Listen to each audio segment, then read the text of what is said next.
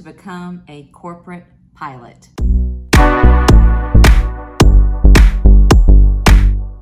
My camera is crooked and I don't know why. Hi, welcome to the flyGIRL channel. I'm Natalie flyGIRL Kelley. I welcome you to today's video. We're going to talk about how to become a corporate pilot or a pilot in business aviation. Before we get started, please make sure you subscribe to this channel.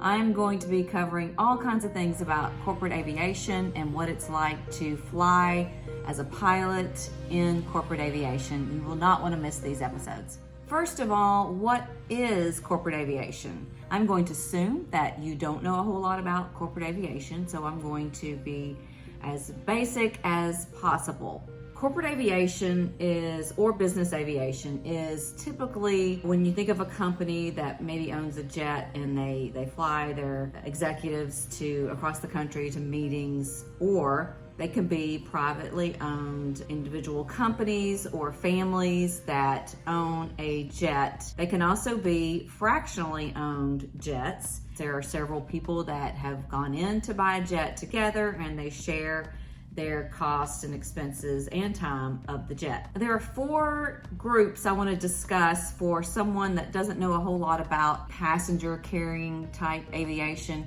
First of all, a pilot who has their commercial certificate does not necessarily mean, this is one of those myths that people always don't really understand, that they are an airline pilot. A commercially certificated pilot is someone that can make money or get paid to fly. That can be a whole lot of different things. It can be like banner towing, you see an airplane flying along the beach. That can be ferry flying, which means someone that purchases an airplane in Seattle, wants it moved to Miami, Florida, then they hire a pilot to move an airplane to do that. Within commercial piloting, passenger carrying, this capacity, there are different what we call parts, and this is something the FAA has designated as parts to group certain type of operations or organizations together. Again, this is basic. I want to be very basic, and number one, because I don't want to get in trouble for saying anything that might not be, exactly worded the correct way.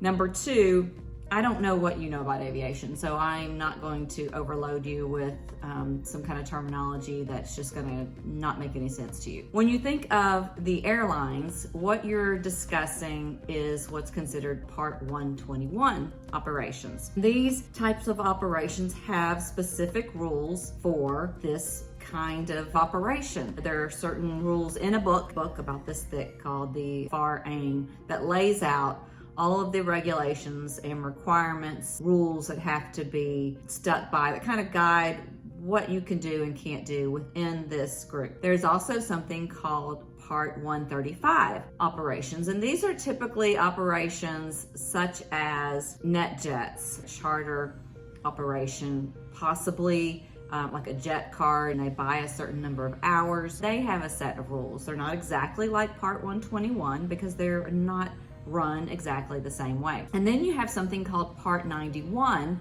or 91K operations. They can be a fractionally owned jet. They're not just flying, anyone can't just buy a ticket. There could be a private owner that owns a jet and often needs a pilot or an SIC. Part 91 has separate rules in 135 and 121. You don't need the same rules with a privately owned jet, Part 91, that you need for an airline. SIC is the co-pilot, sits in the right seat, and then the PIC, or what you might call a captain, would be in what's called the left seat. Pilot in command is PIC, and second in command is SIC. Go impress your friends with that knowledge. What I'm going to be talking about on this episode is Part 91. That's where I have my experience. The level of experience I have, I will be speaking to that. I am a low-time pilot. I have not been in aviation for years and years and years. I don't have thousands and thousands of hours. So this video is really a guide for someone that is not super experienced and just wants to know how to get into corporate aviation as a new pilot or someone with low time. There are 4 points that I really want to make that pertain to what I think is really important for you to know if you're interested in corporate or business or private aviation. Those are relationships. Relationships are huge.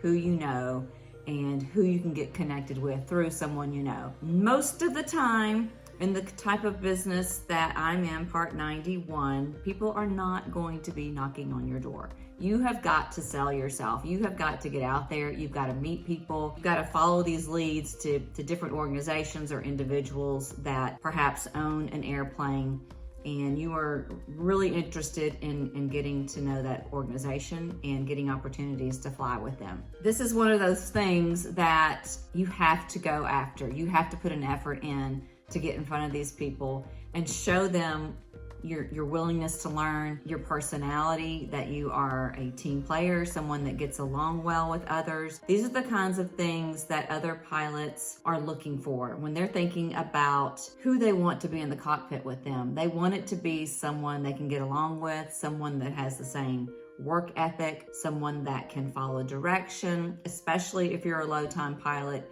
You do not want to go into an organization acting like you know everything. That's going to be a huge turnoff. And don't be afraid to ask for opportunities. There are some jets that require 2 pilots to fly and some that require only 1. You can actually fly and gain experience and time in an aircraft that only requires a single pilot. You will probably not get paid. Sometimes you will, but you are getting that jet time and that exposure to something that you don't have a lot of experience with, and you can learn a ton in those opportunities. Spend some time at a local airport. Call an airport that has a lot of corporate or business private aviation opportunities. Ask who you need to talk to. Let someone know, you're just getting into aviation and you kind of want to know what their organization's like. What would it take for me to work for an organization like you? Ask questions, and most of the time they are very willing to help and guide you. All these people have been low-time pilots before. They understand what you need, and they are happy to talk about flying with you. Every pilot likes to talk about flying. They generally welcome the opportunity to do that as long as they can get their owners on board. So how can you really market yourself to get these opportunities? One of the things that you can do is actually pay for your own training. Which type of jets are really popular in your area, in the city that you live in? What are you seeing people mostly fly?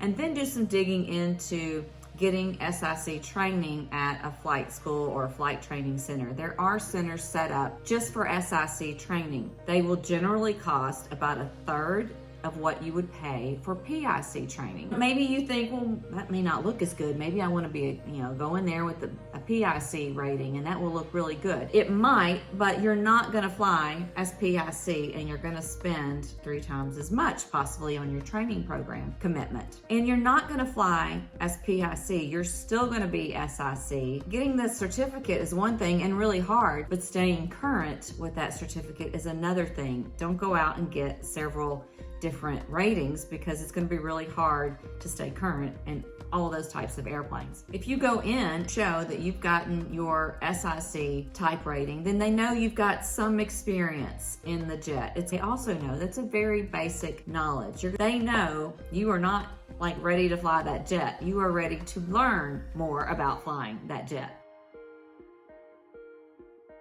If you can develop a relationship with someone in an organization that has an aviation department or they own a jet, you could talk to them about possibly doing the training for you. A PIC can provide the training. It does cost them money. So you're going to need to have some kind of offer of what you could do to repay that, either as flying SIC for a little while or some type of guarantee that you will be available to them to fly. They're putting out some upfront cost in order to train you. They're going to use their own jet that costs a lot of money in fuel, and they have to take the time to sit down and go through the required ground training on the jet with you.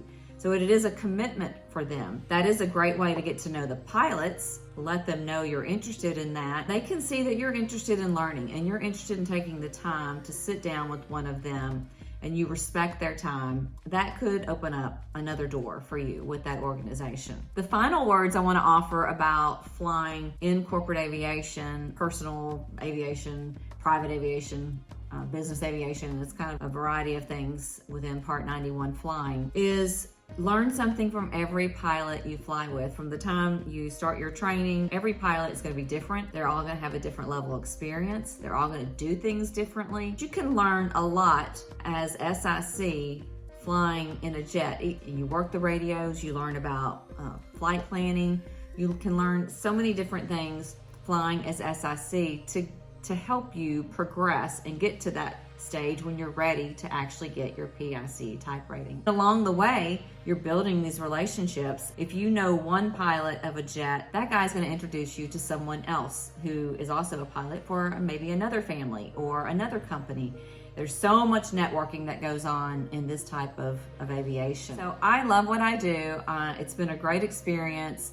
I would totally recommend it to anyone. And I hope that if you're interested in this type of flying, you will take note of my advice and these steps that I've provided for you here, and it should really help you get into this type of flying, seeing if this is what you want to do with your career in aviation and becoming a better pilot, getting to that point where you can be a PIC and really start building those jet hours. Make sure you tune in to future videos on corporate aviation and SIC flying. Make sure you share it. Share it with your friends, share it with your family. I will do my best to provide good information and keep everyone engaged in the conversation. Please leave your comments below, and thank you so much for watching.